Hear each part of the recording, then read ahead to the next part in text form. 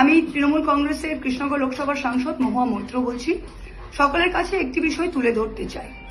পশ্চিমবাংলার সকল ভোটাররা জানেন যে 16ই ডিসেম্বর যখন ড্রাফট লিস্ট তৈরি হয়, তখন সেই ড্রাফট লিস্ট তৈরি হবার পর প্রায় 1,36,00,000 ম্যাপড ভোটার, যারা অলরেডি 2002-এর সাথে যোগসূত্র প্রমাণ করে নিয়েছে, সেরকম ভোটারদের নাম যৌক্তিক অসঙ্গতির অজুহাতে, লজিক্যাল ডিসক্রেপেন্সির অজুহাতে তাদেরকে আবার হিয়ারিং করিয়ে হয়রানি করা হয়।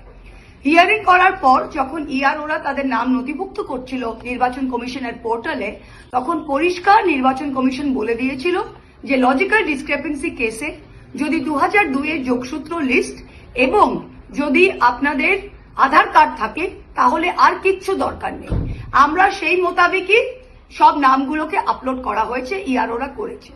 এখন কি দেখা যাচ্ছে, এখন গত পরশু যখন জুডিশিয়াল অফিসারদের ট্রেনিং করছে নির্বাচন কমিশন, তখন এই যে ট্রেনিং ম্যানুয়াল দেওয়া হয়েছে, তার 10 নম্বর পৃষ্ঠায় লেখা রয়েছে যে লিঙ্কেজ কেসে আধার কার্ড চলবে না।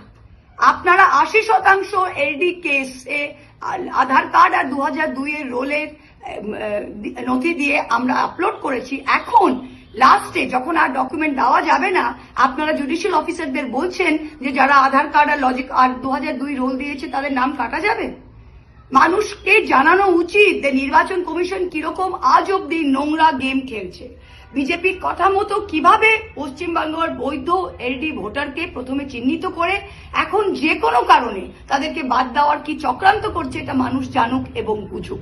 আমরা এটার এগেনস্টে লাস্ট অব্দি লড়াই করে যাচ্ছি, মানুষকে জানা উচিত।